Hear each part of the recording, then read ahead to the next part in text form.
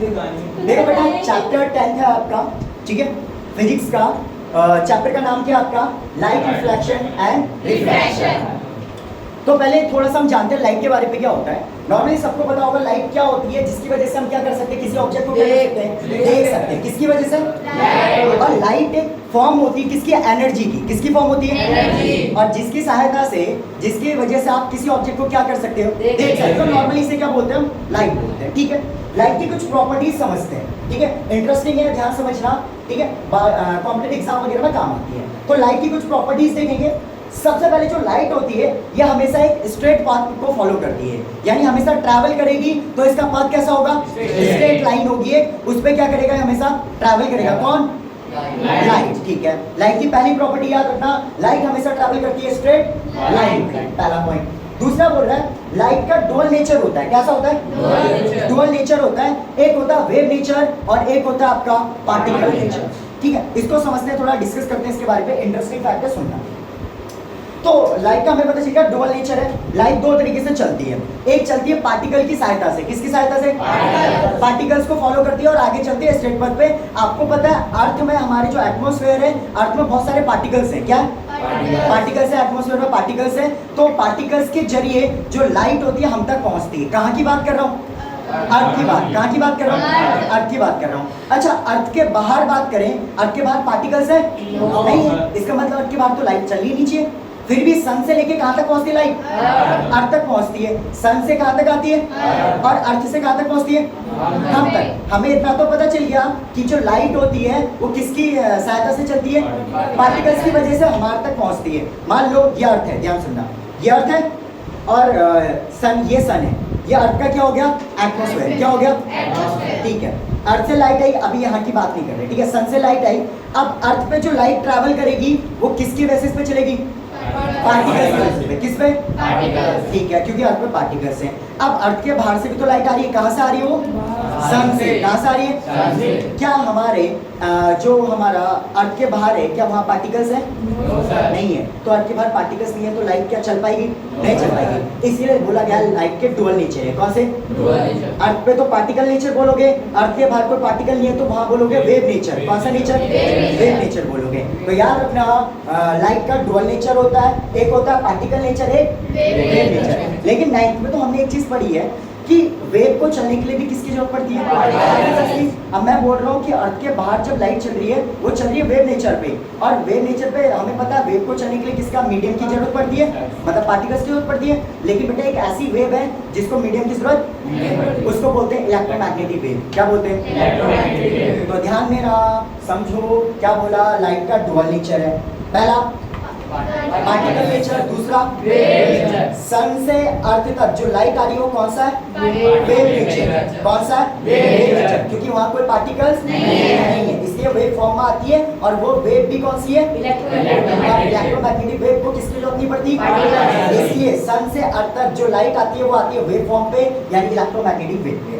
दूसरा, अर्थ पे जो ट्रैवल करती है वो करती है किस पे? पार्टिकल नेचर पे। इतना समझ में आया? ठीक है। तो याद रखना हमेशा लाइट के कितने नेचर?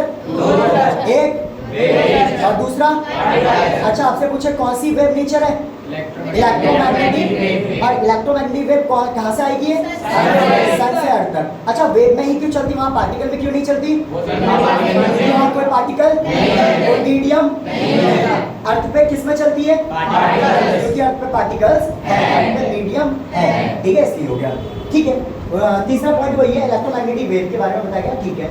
अब चौथी की बात करते हैं कि जो लाइट होती है ये कास्ट करती है शैडो को। क्या करती है? मतलब शैडो बनाती है। बिना लाइट के शैडो पॉसिबल नहीं है। इसके बाद बात करते हैं स्पीड ऑफ लाइट। एक नंबर का क्वेश्चन फिक्स याद रखना, स्पीड ऑफ लाइट कितनी होती है? 3 × 10⁸ मीटर पर सेकंड। याद रखना, स्पीड ऑफ लाइट हमेशा याद रखना कितनी होती है? 8 मीटर पर सेकंड। चलो, इतना क्लियर हो गया। ये प्रॉपर्टी थी किसकी? लाइट की। एक बार फटाफट से रिवीजन करते हैं, फिर आगे बढ़ते हैं। लाइट के बारे में कुछ फैक्ट जानी। पहला, लाइट हमेशा स्ट्रेट पाथ पे क्या करती है? ट्रैवल करती है। दूसरा, हमने क्या जाना कि लाइट शैडो कास्ट करती है। क्या कास्ट करती है? शैडो। और लाइट का नेचर कितने होते हैं? दो नेचर से बिहेव करती है। एक होता है पार्टिकल नेचर, एक वेव नेचर। पार्टिकल नेचर कहाँ होता है? अर्थ पे। लाइट पार्टिकल नेचर को कहाँ फॉलो करती है? अर्थ पे। और वेव नेचर को सन से लेके, क्योंकि वहाँ कोई भी मीडियम नहीं तो पार्टिकल्स भी इतना क्लियर हुआ? ठीक है। और लाइट की स्पीड बता दो फटाफट से। कोई दिक्कत? चलो ठीक है। अब बात करते हैं कि लाइट, अब एक्चुअल पे चैप्टर स्टार्ट होता है आपका। अभी तक तो आपने लाइट के बारे में थोड़ी बहुत चीजें जान ली, अब एक्चुअल पे चैप्टर स्टार्ट होता है। देखो, लाइट जब अर्थ पे आती है तो दो चीजों को देखने को मिलेगी। क्या हुआ? पहला केस समझते हैं, ठीक है? क्या हुआ? दो केस है। लाइट आई, ठीक है, आने के बाद उसी मीडियम में क्या हो गई? पहला केस। फिर लाइट आई और उस मीडियम में वापस ना लौट के कहाँ चलेगी? नीचे चलेगी, उस सरफेस से, जो भी सरफेस है। तो दो केस देखे, जहां से आ रही है वहीं वापस लौट रही है, यहाँ से आई और दूसरी जगह चली गई।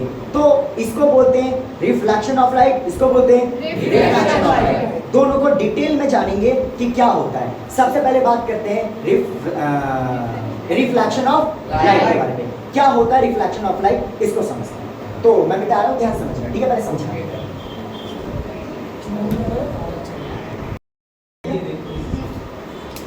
देखो, अब बात कर रहे हैं, हमारा पहला टॉपिक है रिफ्लेक्शन ऑफ लाइट। ये एक फिनोमेना है किसका? लाइट का। किसका? लाइट का। आपने दो पढ़ने, एक रिफ्लेक्शन ऑफ लाइट पढ़ने, एक रिफ्रैक्शन ऑफ लाइट। तो पहले हम डिस्कस करेंगे रिफ्लेक्शन ऑफ लाइट के बारे में।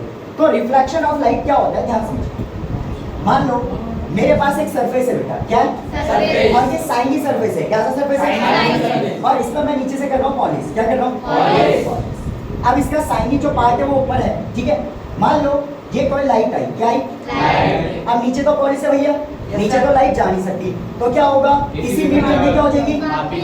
जो लाइट आई है, ठीक है, इस साइनी सरफेस से टकराई और इसी मीडियम में क्या हो गई? वापस। तो ये हमारे पास कोई मीडियम है। क्या बेटा? मीडियम। हमने क्या देखा? हमने देखा हमारे पास एक साइनी सरफेस था, उसमें हमने क्या करा था? पॉलिश। क्या किया था? पॉलिश। ठीक है। एक लाइट रे आई, उस साइनी सरफेस से क्या हुआ? उसने उस साइनी सरफेस से टकराई और उसी मीडियम में बाउंस क्या हो गई? बैक हो गई। तो इस पूरे फिनोमेना को ही क्या बोलते हैं? Reflection of light. एक्चुअल में रिफ्लेक्शन ऑफ लाइट क्या है, एक बार लैंग्वेज में देखते हैं छोटा सा। क्या हुआ? एक लाइट रे आई, साइनी सरफेस से टकराया और उसी मीडियम में क्या हो गई? वापस लौट गई। इस पूरे फिनोमेना को क्या बोलते हैं? ठीक है, अभी डेफिनेशन लिखेंगे तो इसके बारे में थोड़ी सी डिटेल समझते हैं। अब मैं आपसे पूछूं बेटा ये क्या है? आप बोलोगे सर आने वाली रे। कौन सी? बट साइंस पे इसका एक नाम रखा गया है, उसे बोलते हैं बेटा इंसिडेंट रे। क्या बोलते हैं? इंसिडेंट। ठीक है, अब आने वाली रे नहीं बोलोगे, अब बोलोगे बेटा क्या? Incident ray. तो खुद ही समझ जाना कि कोई रे क्या हो रही है? आ रही है। ठीक है, और जो रे चले गए उसको कौन सी रे बोलेंगे? अब ध्यान सुनना, मैं बोलूं बेटा मेरे पास है साइनी सरफेस। क्या है? नीचे क्या किया आपने? पॉलिश। रे आ रही है, अब इसे आने वाली रे नहीं बोलोगे, आप क्या बोलोगे? उसका एक नाम है इंसिडेंट, और इसी मीडियम पे बाउंस बैक हो जाएगी रिफ्लेक्टेड। अब बीच में हम डालेंगे इसमें नॉर्मल। क्या डालेंगे बेटा? नॉर्मल। अब नॉर्मल क्यों डालते हैं उनको बताता हूँ। देखो ये है नॉर्मल। क्या बेटा? नॉर्मल। नॉर्मल ने क्या करा, इन दो को मतलब ये जो है इनको दो पार्ट में डिवाइड कर दिया।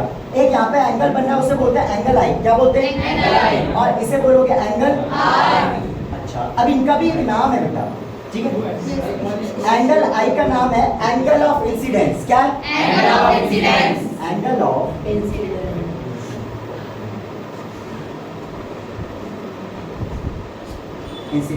और एंगल आर का नाम है एंगल ऑफ, बताओ, एंगल ऑफ रिफ्लेक्शन। दो चीज सीखी हमने। पहला क्या सीखा कि रिफ्लेक्शन ऑफ लाइट क्या होती है? एक फिनोमिना होता है जिसमें क्या होता है, कोई लाइट रे आती है, साइनी सरफेस से टकराती है और उसी मीडियम में क्या हो जाती है? इसको बोलते हैं रिफ्लेक्शन ऑफ लाइट। अब आप ऐसा नहीं बोलोगे कि आने वाली रे, जाने वाली रे, इसका एक नाम है। जो रे आती है उसको क्या बोलते हैं? और जो रे चली जाती है रिफ्रैक्टेड रे। ठीक है, इसके बीच में हमने क्या डाला?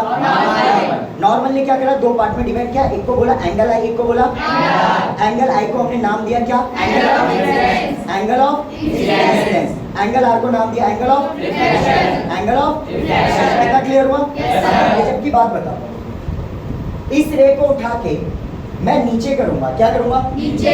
तो ये रे भी क्या होगी? नीचे। नीचे होगी। इस रे को ऊपर करूंगा, ये रे भी क्या होगी? ऊपर। इसका मतलब क्या हो रहा है? जैसे एंगल आई का केस देखना, ठीक है? बताओ मुझे, एंगल आई ऐसे में क्या होगा? बढ़ेगा? सबको दिख रहा होगा एंगल आई, जब मैं ये रे नीचे करूंगा एंगल आई क्या हो जाएगा? बढ़ जाएगा। एंगल आई बढ़ेगा तो ये भी क्या हो जाएगा? क्योंकि ये भी नीचे को जा रहा है, ये भी बढ़ जाएगा। तो कुछ केस ऐसा होगा, ध्यान से। ये हो गया पॉलीसरफेस, मैं इसको ऐसे बढ़ा दिया तो ये भी हो गया। ये बनेगा एंगल, ये बनेगा एंगल, मतलब एंगल आई और एंगल आर आपस में क्या होते हैं? इक्वल होते हैं। क्या होते हैं? कैसे पता? क्योंकि हम एंगल आई को बढ़ा रहे हैं तो खुद को खुद कौन बढ़ा है? तो यहाँ से लॉ ऑफ रिफ्लेक्शन में याद रखना, एग्जाम में आता है बेटा रिफ्लेक्शन ऑफ लॉ क्या होता है, ठीक है? आपको बताने इसके दो लॉ है। पहला क्या है? पहला ये है कि इंसिडेंट रे, कौन सी रे? इंसिडेंट। और कौन सी रे? Reflected ray. और कौन सी? नॉर्मल। तीनों एक ही पॉइंट पे क्या करते हैं? Lie करते हैं। लाई करते हैं, ठीक है? पहला तो ये हो गया। दूसरा, अगर आप एंगल आई को क्या करोगे? बढ़ाओगे, क्या करोगे? बढ़ाओगे। एंगल आर भी क्या होगा? बढ़ेगा। एंगल आई को कम करोगे, एंगल आर कम होगा। इसका मतलब एंगल आई इक्वल्स टू किसके? Angle r. यहाँ पे बोलोगे एंगल ऑफ इंसिडेंस इक्वल होता है किसके? Angle of reflection. Reflection, right? Yes, sir. तो ये हमारा टॉपिक खत्म होता है, क्या? Reflection of Light. ठीक है? तो इसके बाद बात करते हैं क्या? Reflection of light.